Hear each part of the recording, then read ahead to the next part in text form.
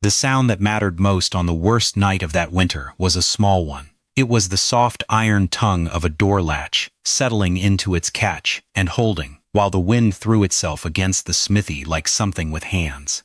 Maren Holt heard it the way a mother hears a child breathe in the dark, without listening for it, the way the body listens on its own. Outside, the cold had come down out of the north so fast and so hard that the creek had frozen with its riffles still standing, and every dog in the town of Red Butte had stopped barking an hour ago, and the silence they left behind was its own kind of weather. She sat with her back against the forge stones, which were warm as a stovetop through her shawl, and she fed coal into the bed of the fire, one lump at a time, the way a miser counts out coins, and she listened to the wind work at the walls, and she waited for the sound she dreaded most, a long, low groan from somewhere beneath the floor, like a ship straining at its anchor. She had heard it twice already that night. She did not know yet whether it was the building settling into the frozen ground, or the building beginning to die. 6 weeks earlier, Maren Holt had stood at the edge of the slag heap behind her dead husband's forge, with nothing but a wheelbarrow, a spade, and an idea that every man in the county would call a fool's errand before the month was out. She was 45 years old that November of 1886. She had been a blacksmith's wife for 22 years and a blacksmith's widow for 3 weeks, and she had 5 acres of creek bottom, a smithy of stone and plank with a sod roof gone thin, a Durham cow, a boy of 12, and a coal bin that echoed when she opened it. Her husband's name had been Samuel Holt, and he had been the only smith in 60 miles of Wyoming Territory, and he had died the way strong men die on the frontier, stupidly and fast. A shard of hoof iron had driven up under the nail of his thumb on a Tuesday. By the next Friday, his arm was streaked red to the shoulder. By the Sunday after, he was in the ground on the bench above the creek, with the whole town of Red Butte standing around the hole pretending the ground wasn't already too hard for the digging.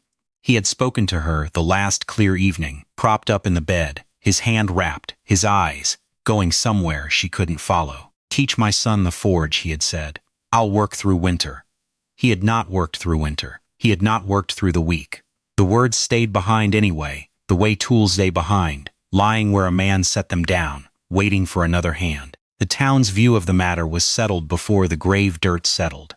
A widow with a boy could not winter alone at a smithy on the creek bottom. She would sell the forge and the 5 acres, take the widow's room above the mercantile, and let the community do its Christian duty by her. The community told her so itself, in the person of the Reverend Cray, who came out to the smithy on a raw afternoon in the 3rd week of November, with his collar white as a scar, and his sympathy folded up small and neat like a letter he had written in advance. He stood just inside the door with his hat in his hands, and he did not look at the forge, the way men don't look at another man's empty chair. "Sister Holt," he said, "grief takes strange shapes. There is no shame in it. Sell the works to the Cattlemen's Association and come into town before the snow. A woman at an anvil is a hard sight, and the winter ahead is no place for a hard sight." He said it gently. That was the thing about the Reverend Cray. He could dismiss a person entirely, down to the ground, and his voice never rose above a pastor's murmur, so that afterward you could not point to a single cruel word. It was all dismissal, top to bottom, and dismissal is colder than cruelty, because it has already stopped expecting an answer. Maren said nothing to him. She was pumping the bellows while he talked, slow and even, and the coals brightened and breathed like a living thing between them. And when he was done she nodded once, the way you nod at weather you can't change. And the Reverend put his hat on and went home to his frame parsonage with its thin board walls and its windows that rattled like teeth in a wind.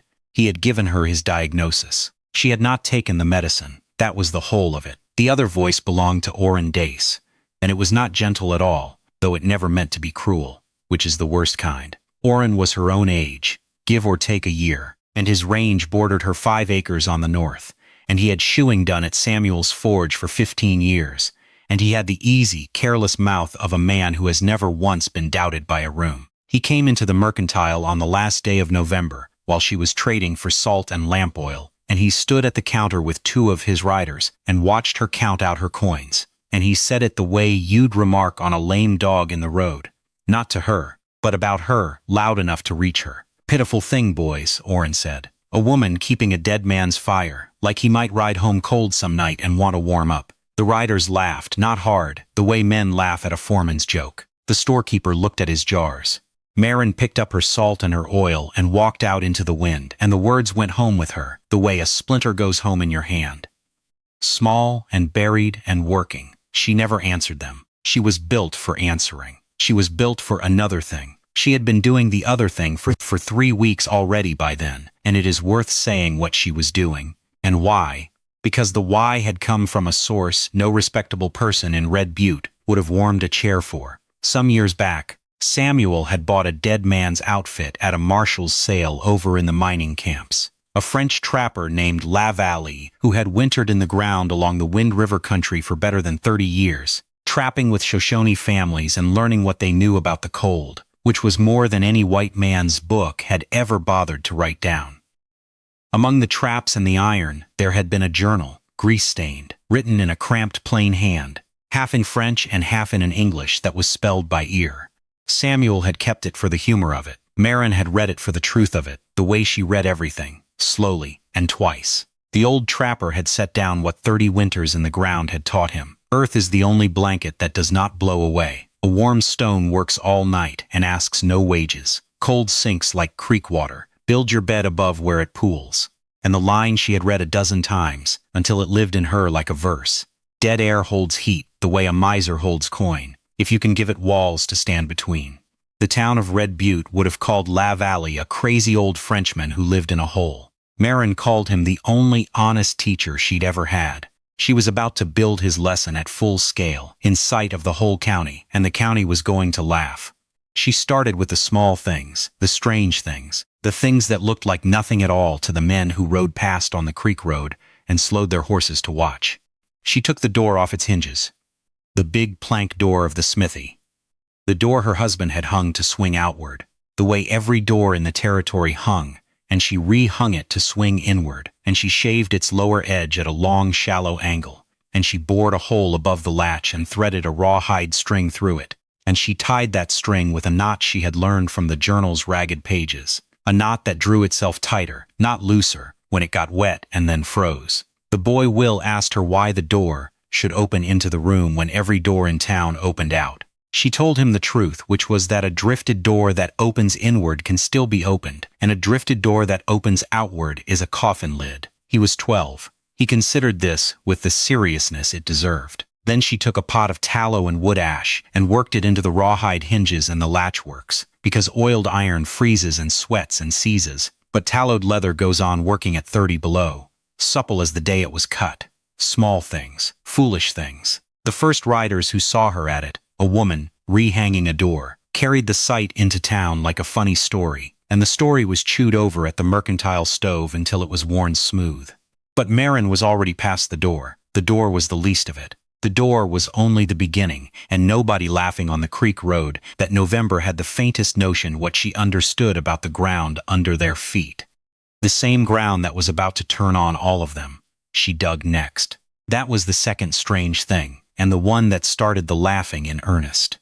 She took the spade and the wheelbarrow, and she cut sod blocks from her own meadow in the last soft days, before the frost locked the ground, and she banked those blocks against the north and west walls of the smithy, grass side down.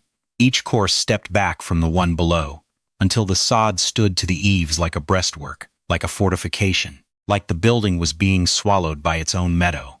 The north and west were where the wind came from. Every soul in Wyoming knew that the way you know where a scar came from. And she was putting 2 feet of earth between that wind and her walls. Earth does not conduct cold the way plank does, and it does not conduct cold the way stone does either. It is the worst carrier of heat or cold that a poor man can lift with a spade, which is to say it is the best blanket, which is what old Lavallee had meant about the only blanket that does not blow away. The men on the creek road had a different word for it. Maren Holt's burying herself early, they said, saved the preacher the trouble. The laughter carried on the cold air, thin and bright as ice breaking. She heard it. She kept laying sod. She had 22 years of practice at hearing things and not turning her head, and besides, she could feel the difference already. Stand inside the smithy at dusk with the banked walls finished on the north, and the room held its warmth past dark now, held it like a cupped hand holds water. The wall that got laughed at most would be the wall that decided everything, though she did not say so to a living soul. and there was a night coming, not 6 weeks off, when the wind would put its full weight on that wall like a shoulder on a door, and what happened next would be spoken of in that county for 50 years. Inside, she built the wall behind the wall. This was the part nobody saw, and so the part nobody laughed at, and the part that mattered on the nights when the laughing stopped. 8 inches inside the smithy's plank walls, she framed a second wall of rough boards, and into the 8-inch gap between the two, she packed what the forge gave her for free: wood, ash from the hearth, shoveled out every morning and saved like flour, mixed with chaff from the stable sweepings and the dry rustling duff of the creek willows. Ash and chaff and still air. It cost her nothing but the work. The journal had been plain about it. A thickness of trapped air, kept dry and held still between 2 walls, turns back the cold better than any material a man can buy, because the cold has to cross the air itself, and still air is a miser that spends nothing. Vermin wouldn't nest in the ash. It burned their feet and fouled their coats, and ash would not smolder, being already burnt, and it weighed nothing, and it filled every crevice the way water fills a bucket. She packed the gap from sill to rafter, working by lamplight, the dust hanging in the lamp's glow like slow snow, her hair going gray with it, the boy handing her basket after basket and asking, once, why they were filling the walls with the very thing they used to throw away. Because, she said, nothing the forge makes is waste. That was all the answer she gave him. It was all the answer there was. Then she dug down, which was the strangest thing of all, and she did it in the nights, with the boy holding the lantern and the cow shifting uneasily in the dark of the byre. She broke the smithy's floor along the south wall, and she dug a trench 2 feet deep, and she sunk the floor of the room's center down a full step, so that the hearth and the sleeping shelf sat raised above the cold floor like a dais. Cold sinks like creek water. She had read it a dozen times, and she believed it the way she believed in the hardness of iron. Cold air pours off a window and off an outside wall and pools along the floor like water, finding the low place. And a person sleeping on that floor sleeps in the coldest 2 feet of the room, breathing it all night. Lower the floor and you deepen the pool. Raise the bed above the pool. The cold can have the bottom of the room. It cannot have the sleeper. She boarded the sleeping shelf along the forge side, close enough to the hearth stones that a sleeper could feel the day's fire coming through the boards half the night. A warm stone works all night and asks no wages. When the digging was done, she stood down in the sunken floor with her spade, up to her knees in her own room, and the sweat cooled on her neck in a way that made her shiver, and it was then that she heard it, far off across the flats, a long, low note, thin as a bow drawn once across a wire, that went on and then stopped. The boy heard it too. He looked at her with the lantern between them. It was the creek, singing as it froze, ice talking to ice along 2 miles of dark water. She had heard the creek freeze every November for 22 years.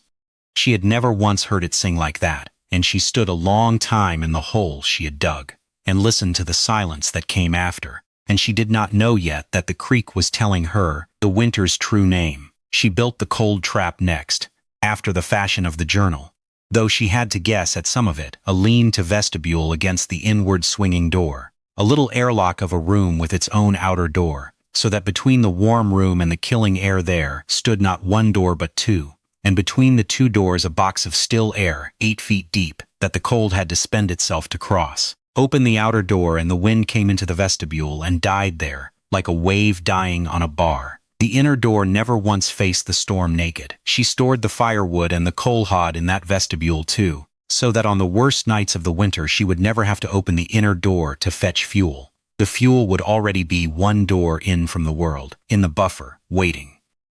Every piece of it was the same idea, wearing different clothes. Still air is a wall. Dead air holds heat the way a miser holds a coin. While she framed the vestibule, she kept the forge fire low and steady, day and night, and she began to trade, mended hinges, sharpened plowshares, showed horses at a widow's rates, and she took her pay. When coin was short, in coal from the railroad section crew, and in split wood from the Swedes up the creek. The coal went into the bin, and when the bin was full she stacked it in the vestibule, and when the vestibule corners were full, she stacked it along the south wall in the sun like black cordwood. Orrin Dace rode past. On a day the stack stood taller than the boy, and he drew rein and looked at it a long moment. And what he said to his rider was not mean, exactly. It was worse than mean. It was fond, the way you speak of an old dog doing an old trick. She's hoarding coal like a squirrel hoards cones, he said. Somebody ought to tell her there's no winter coming and that a little extra coal will stop. They rode on. She heard it. She was meant to. She put the next lump on the stack and pressed it firmly. And that evening, over their bread, the boy asked her if it was true what the men said, that she was afraid. She looked at him across the lamp flame. Small fire, she said, long warmth. It was 4 words, and the boy carried them for the rest of his life. The Reverend Cray made one more attempt in the second week of December, and it is worth setting down because of what it revealed. Not about her, but about the town.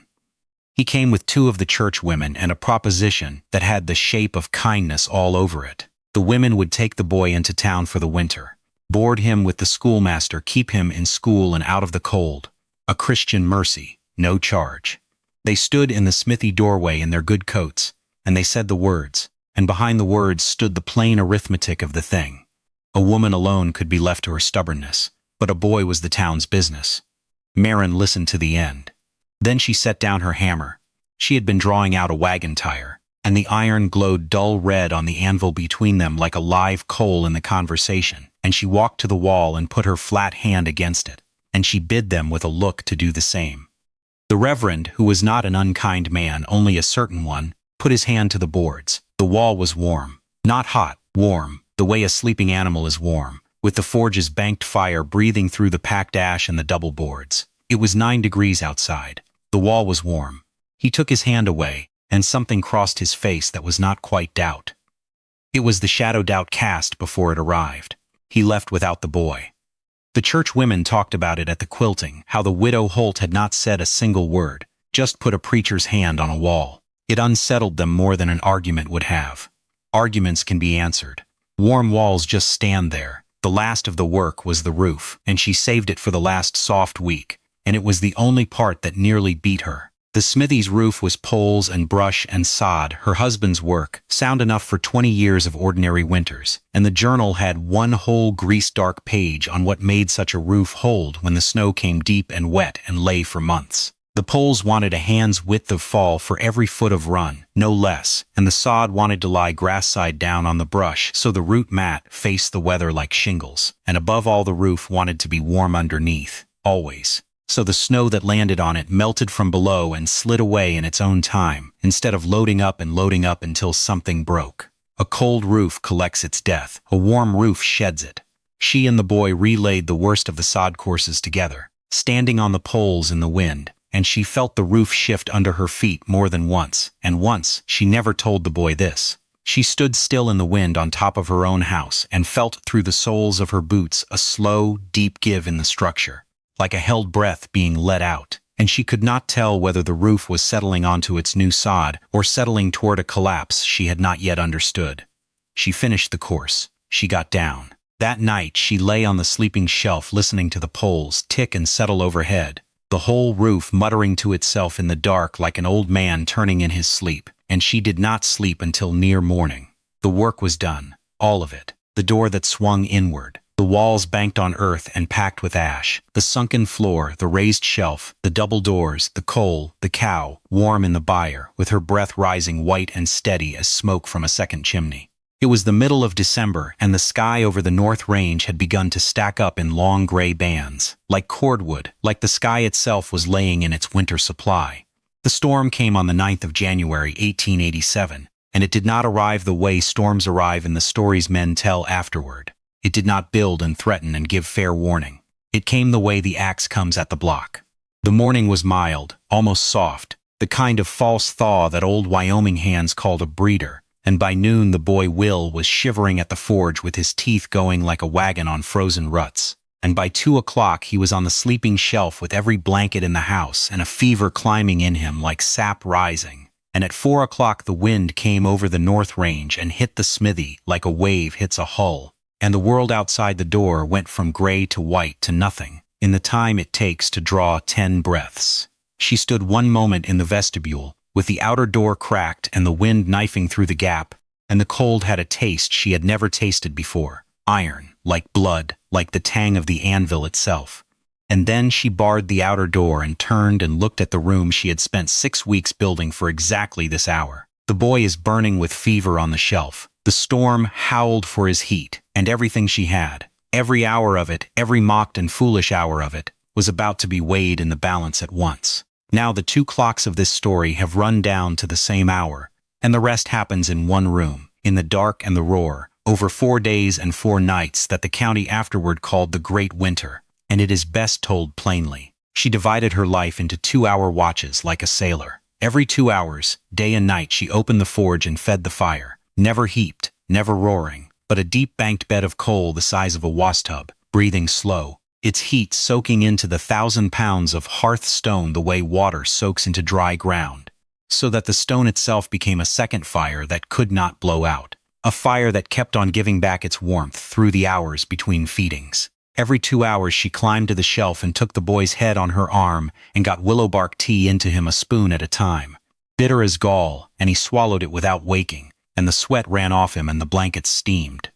"Easy now," she said, "and drink it slow, Will," and these were nearly all the words she spoke in 4 days, because the storm was using the air and there was none to spare for talk. Between watches she melted snow in the kettle, never the ice from the creek, which her eye couldn't reach to judge, but clean drift snow from the vestibule wall, and she wrung cloths in the cold melt and laid them on the boy's neck, and she banked the fire, and she milked the cow in the byre with her forehead pressed to the warm hide, and she slept in pieces, in her chair, in her coat, with her back against the warm stones, never more than an hour at a time, and the wind never once stopped talking at the walls. On the second night the sounds began, and each one was a question she could not answer until it was over.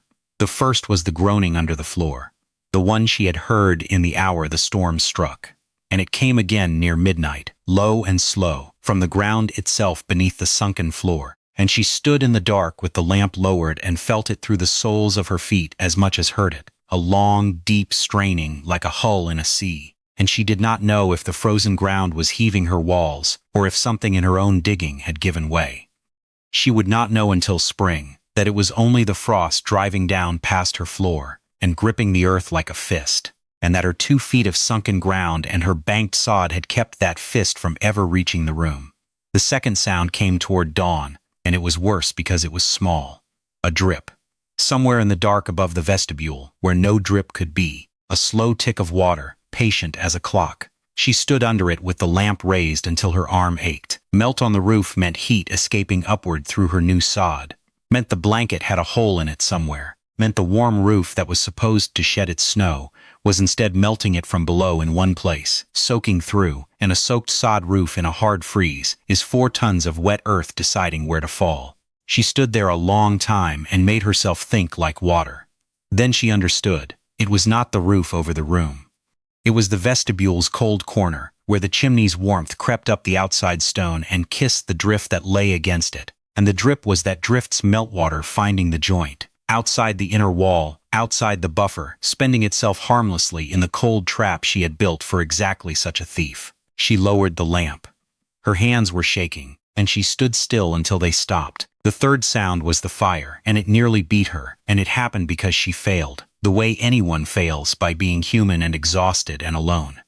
On the third day, with the boy's fever at its worst and the wind so loud that thought itself had to be done, slowly, she sat down in her chair at 4 in the afternoon for 1 hour's sleep, and she slept 5. She woke in the dark to a silence she could not place, the wind still going, the walls still ticking, but something was missing, some voice absent from the room, and it was the fire. The bed of coal had burned down to a gray whisper. The hearthstones had gone from hot to merely warm. The chimney's draft, which she could normally hear as a low, steady purr, like a cat against her hand, had dwindled to almost nothing, and as she stood there in the dark with the blood pounding in her ears, she heard the purr falter and hitch, and the room's warmth seemed to waver like a candle flame, and she knew, the way you know a thing in the marrow, that the drift had climbed the lee side of the berm and capped the squat chimney, and the fire was being slowly smothered under her roof, and if it died now, with the boy too weak to be moved, and the cold outside past anything a thermometer in that county had ever recorded, there would be no relighting the fight. She did not pray. She was not a woman who asked for things. She did the next thing, which was all she ever did. She took the long iron rake and went into the vestibule and climbed the wood stack in the dark, and she drove the rake up the flue from the clean-out her husband had mortared into the chimney's base 30 years before. and she worked it until she felt the drift's cold give and a breath of air come down the flue against her face. Coal smelling, warm, alive. The bed flared when she fed it. The draft took hold like a caught breath let go. She sat down on the floor with the rake across her knees, in the dark, and for 1 minute, one only, she put her face in her hands. Then she got up and climbed to the shelf and put her hand on the boy's brow, and it was cool. The fever had broken in the same hour the fire nearly died. She did not believe in signs, but she stood there a while anyway. On the 4th day the wind began to die the way it had lived, all at once. It did not taper, it quit, the way a man quits a job, and the silence that came down over the creek bottom was so complete that she could hear the cow chewing in the byre, and the coal settling in the bed, and the boy's slow breathing on the shelf. And underneath it all a sound she had been hearing for 4 days without knowing it stopped. The wind's long siege note in the chimney, and its absence was like a weight lifted off the chest. She opened the inner door. The vestibule stood drifted to the rafters, and she dug upward with her hands and a coal scoop until a blade of gray light came down through the snow like light through water, and then the whole drift above the outer door came in on her in a soft white avalanche, and she stood up out of it into the world. The sky was scrubbed blue and empty. The cold was a living thing that took her breath and held it, and the land was gone, remade, buried. The creek road was a rumor, the fences were rumors, and out across the white miles toward town there was no smoke rising from any chimney she could see, not one, and she stood in her doorway, with the warmth rolling out around her like something visible, and she looked a long time at the still, smokeless horizon where Red Butte lay under the snow, and then she went back inside and put more coal on the fire and filled the kettle, because she knew, the way you know where a scar came from, that before the day was out she would have company. They came in the middle of the afternoon, wallowing up the creek road in a wagon that left a trench behind it like a plow cut, and there were shovels in the wagon, which told her everything about what they expected to find. The Reverend Cray was driving, wrapped to the eyes, and Orrin Dace rode alongside on his big gray, and behind them came 6 men from the town, coming out through the wreck of their own week to dig the widow Holt out of the ground she had buried herself in. They stopped at the edge of the meadow. The smithy stood in its bank of sod with the drift sloped up over the west wall to the roof line like a wave frozen mid-break, and from its squat chimney, the only chimney on the whole creek bottom, smoke rose straight and steady into the windless air, white against the blue. The men sat on their horses and looked at them. No one called out. The cold had taken something out of their voices, or the smoke had. The door opened before they reached it. It swung inward, the way it had been hung, through the gap she had dug, and Maren Holt stood in it with her sleeves rolled and her apron gray with ash and the lamplight and the firelight standing behind her like 2 witnesses, and the warmth came out of that door in a wave they could feel on their faces from 20 feet, and not one of them said a word. They came in out of the cold one by one, hat in hand, the way men come into a church, and they stood along the walls, the warm walls, and some of them, without being told, put their hands flat against the boards the way the preacher once had, and held them there. Orrin Dace stood nearest the door and looked the longest, at the banked fire breathing in its bed of coal, at the meat hanging in the vestibule and the meal sacks stacked head high and the jars in rows, at the cow's stall with fresh straw, at the coal piled along the south wall black and shining in the lamplight, and last of all at the boy asleep in the corner on the raised shelf above the cold floor, with the color back in his face and one arm flung out over the quilts like a boy asleep on any summer afternoon. The fire ticked, the kettle breathed. Nobody spoke, because there was nothing in the room that needed anyone's agreement, and nothing outside it that anyone's opinion could have changed, and that is as much as will ever be known about what those men thought, because none of them ever said. Not the Reverend in his Sunday sermons, not Orrin Dace at the mercantile stove, not any of them, then or in all the years after. They drank what she poured, and they warmed, and they carried word back to the town that the smithy had stood, and that the widow had coal to spare for digging out, and that the boy was well. The spring that followed was a hard one of counting losses up and down the territory, of cattle dead by the thousands, and more than one household in that county burned to its foundation, trying to fight the cold with fire too big for a thin-walled house. The smithy on the creek bottom needed no repairs. The grass on its banked walls grew up early in the melt, the first green thing in the whole valley, so that all that April the place looked like what it had been all along, a warm place in the ground, with the meadow drawn up around it like a blanket. Maren Holt never left it. She worked that forge for 19 more years, and she taught her son the trade the way her husband had asked. And Will Holt shod horses at that anvil until his own hair was gray, and the men who had ridden past laughing in the autumn of 1886 grew old telling their grandsons that they had always known the place would stand. It is a plain thing about fires and words. A fire does not argue. It burns, and the cold does the judging. A fire does not argue. It burns, and the cold does the judging. If this story keeps you warm for a while, stay close. The next one is already on the anvil.